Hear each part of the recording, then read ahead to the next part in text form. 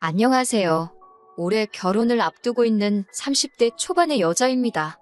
마냥 행복하기만 할 시기인데 예비 신랑인 남자친구는 별것도 아닌 거라 하지만 저에게는 큰 문제라서 혼자서 소갈이 하듯이 고민하다가 이렇게 사연을 한번 보내보게 되었습니다. 처음 써보는 글이라서 두서가 없을 수도 있지만 아무쪼록 이해해주시고 저에게 좋은 이야기 한마디씩 부탁드릴게요. 예비 신랑인 남자친구는 저보다 2살 연상입니다. 취직이 남들보다는 조금 늦은 편이었고 현재 다니는 직장에서 월급을 세후 450 정도를 받고 있어요. 기본급이 최저시급으로 계산돼서 실제로는 140만 원이 조금 안 되는 월급을 벌고 있기는 하지만 일하는 결과에 따라 추가로 수당이 나와서 월급이 저렇게 높습니다. 영업과 관련된 일을 하고 있기 때문에 아무리 못 벌어도 한 달에 400만 원은 안정적으로 벌고 있다고 말해줬어요. 저는 미술을 전공해서 현재는 디자인 계통 일을 하고 있고 원래는 국내에서 이름 있는 회사를 다니다가 회사를 나와서 혼자 프리랜서로 활동을 하고 있습니다. 일을 받아오는 만큼 벌이가 많은 편이라 회사에서 받는 안정적인 수입을 포기한 건 아쉬운 일이지만 회사 다닐 때보다 시간을 탄력적으로 활용할 수 있어서 다시 회사로 돌아가고 싶다는 생각을 해본 적이 없어요. 벌이는 평균적으로 한 달에 300만 원 근처를 오고 가고는 있지만 말씀드린 대로 시간을 엄청 탄력적으로 활용을 하고 있는 상황이고 제가 조금만 더 욕심낸다면 남자친구가 벌어오는 돈만큼을 저도 벌어올 수 있습니다. 다만 저는 일도 일이지만 제 인생의 경험도 소중하다고 생각하기 때문에 돈을 조금 포기하고 저의 자기계발을 위해서 시간을 따로 쓰고 있는 상황이고요. 아무튼 결혼 이야기가 처음 나오고 나서 어디서 시작을 해야 할지 어떻게 시작을 해야 할지가 가장 큰 이야기였어요. 제 벌이가 들쑥날쑥하지만 남자친구도 제가 마음만 먹으면 자기가 벌어오는 만큼이나 그 이상을 벌 수 있다는 걸 알고 있었습니다. 한 달에 벌어오는 월급이 서로 비슷하다는 전제하에 각자 결혼을 위해서 돈을 얼마나 모았는지 물어보게 되었어요.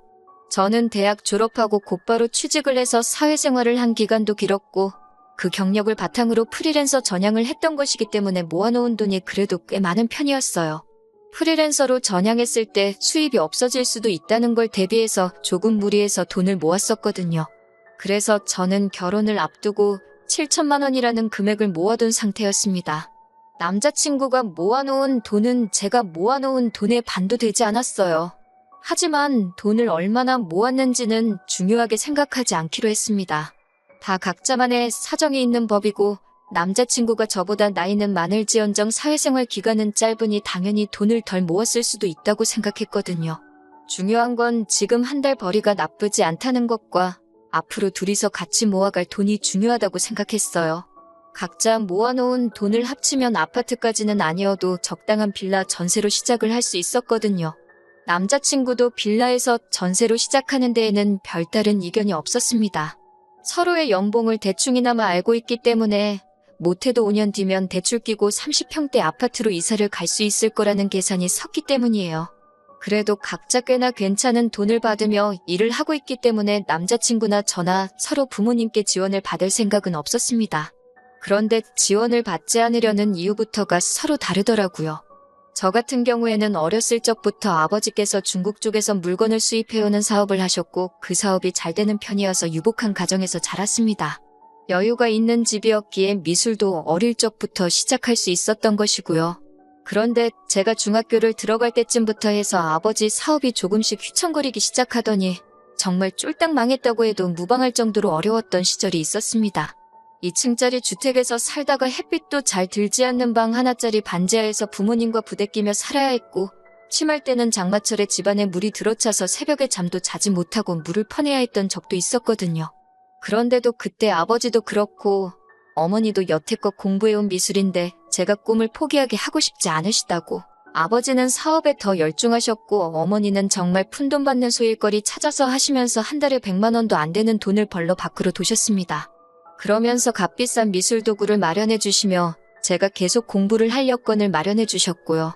아무튼 그렇게 어렵게 살다가 제가 미대 입시를 본격적으로 준비하기 시작한 시점부터 아버지 사업도 다시 일어나게 되었고 그때 어머니께서 포기하지 않고 제 뒷바라지를 해주신 덕에 좋은 학교 나와서 좋은 회사에 들어갈 수 있었고 그 회사에서의 경력을 바탕으로 지금도 남들보다 좋은 조건으로 편하게 돈을 벌고 있는 거나 마찬가지니까요.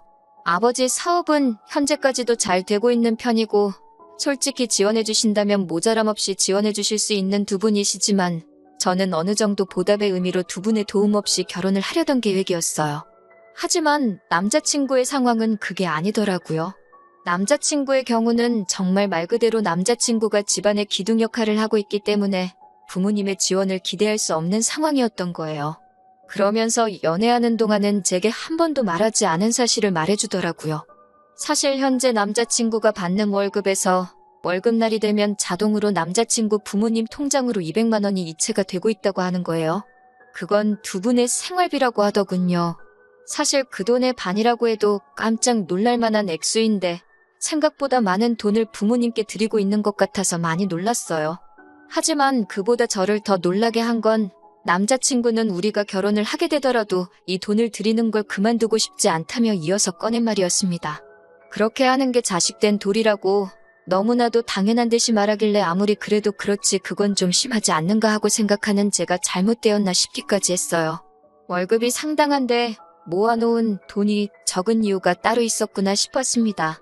남자친구 월급이 사실 또래에 비해서 적은 편이 아니라는 건 인정하지만 그렇게 큰 돈을 남자친구 부모님께 매달 드려야 한다면 남들보다 더 번다는 장점이 없는 거나 마찬가지가 되는 것 아니겠어요? 결혼을 상대방의 직업이나 그 사람이 가진 걸 보고 결정하는 건 가짜 결혼이나 마찬가지라고들 하시겠지만 그래도 제가 평생을 함께해야 할 배우자를 선택하는데 충분히 고려할 수 있는 부분이라고 생각하거든요. 결혼 후에도 남자친구가 부모님께 돈을 드리지 못하게 할 건 아니지만 그렇다고 평생을 그렇게 보내드리게 하라고 할 수도 없는 노릇이었어요.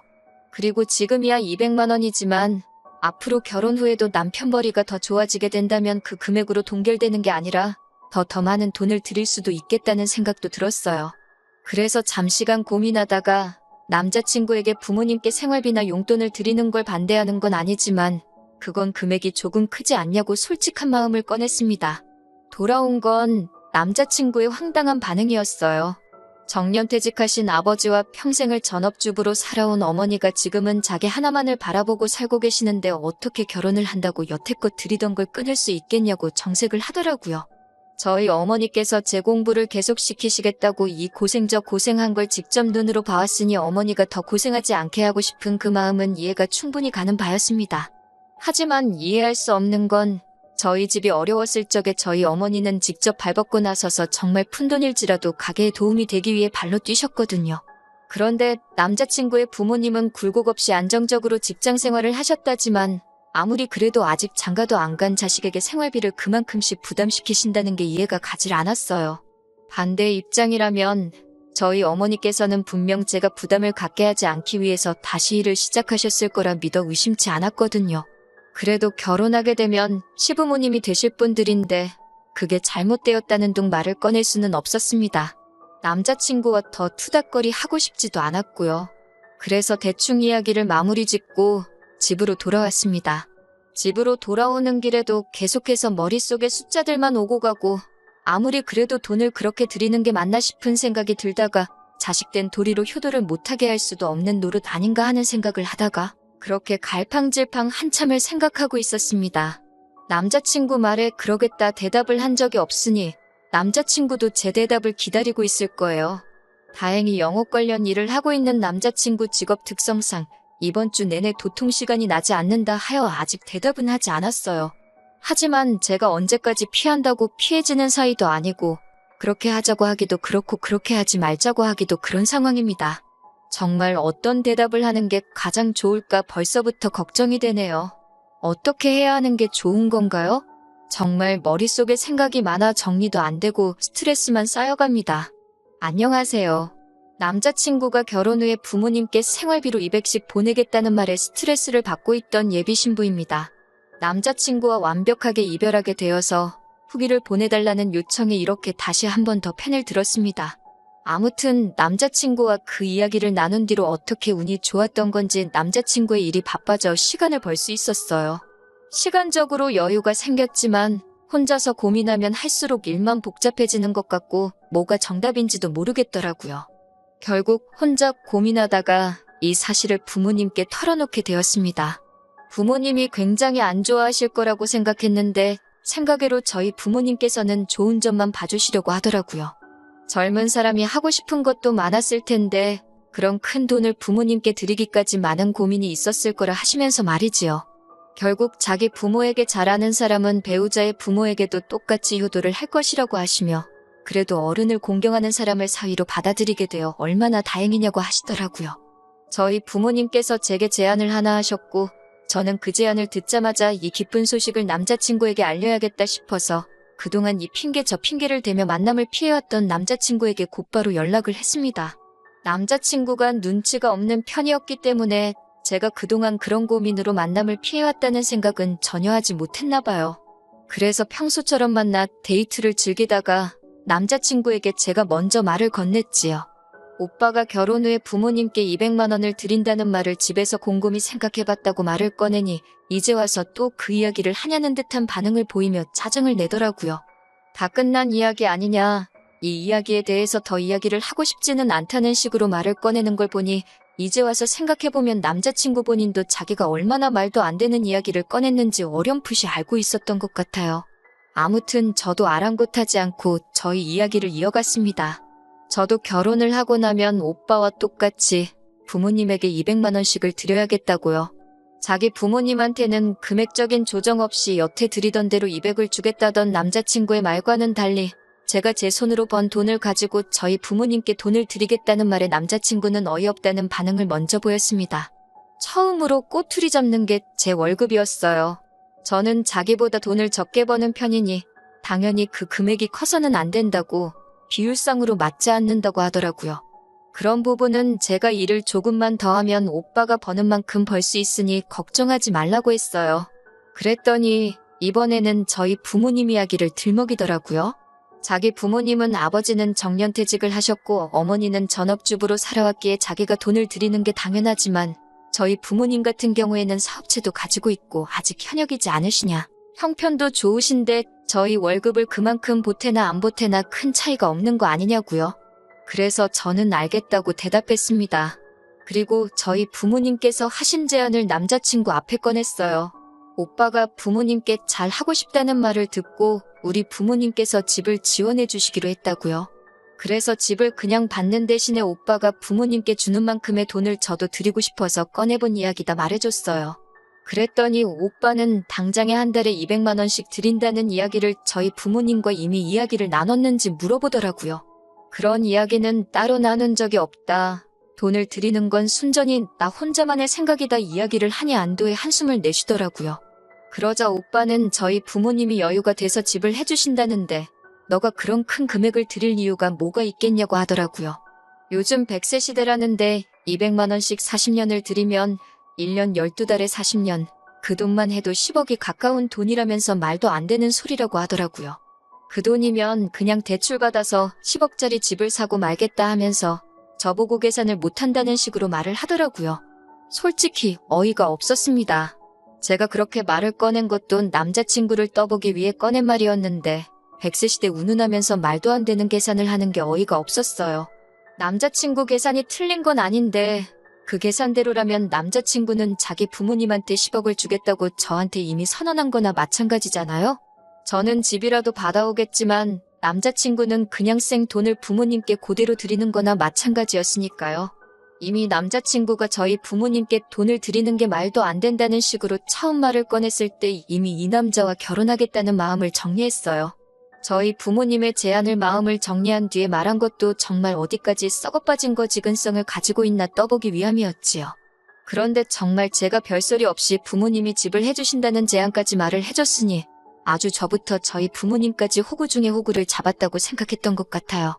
자기가 하는 효도와 제가 하는 효도가 조건상으로는 똑같은데 부모님의 형편 따라 달라진다고 말하는 게 어이가 없었습니다. 그래서 저는 남자친구에게 저희 부모님이 해준 마지막 제안을 해줬어요.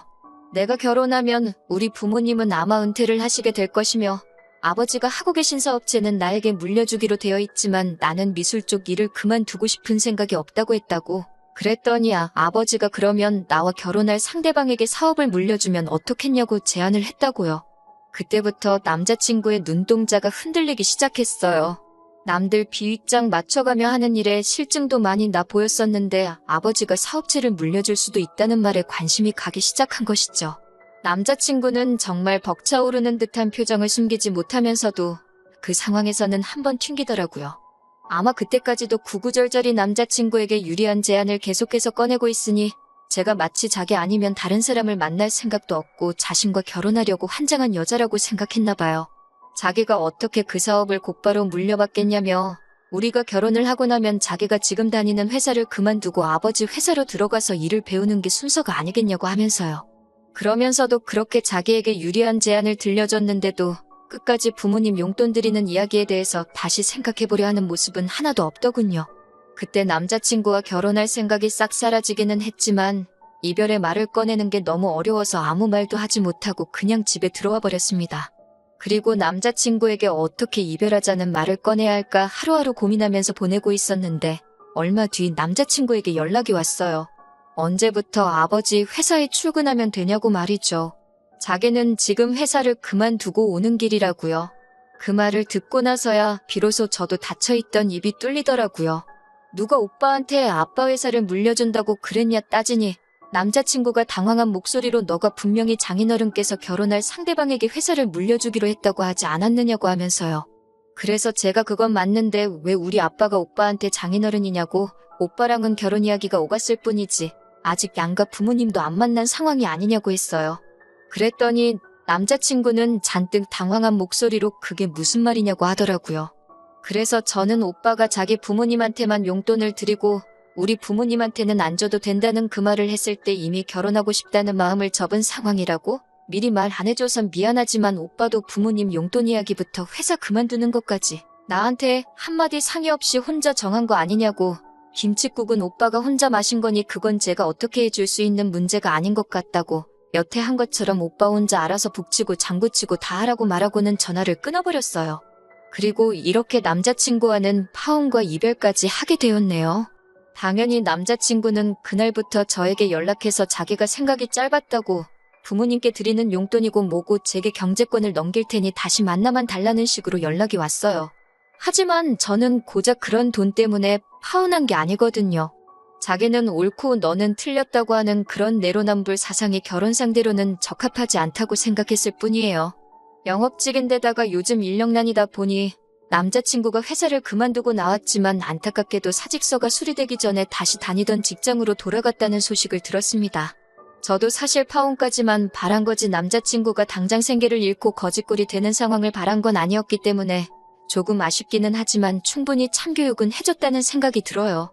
그렇게 끝없이 욕심을 부리다가는 배가 터져버린다는 것을 알려줬으니 다음부터는 정신 차리고 평범한 가정을 꾸린 뒤에 저에게 평생 반성하면서 감사해하며 살아갔으면 좋겠네요.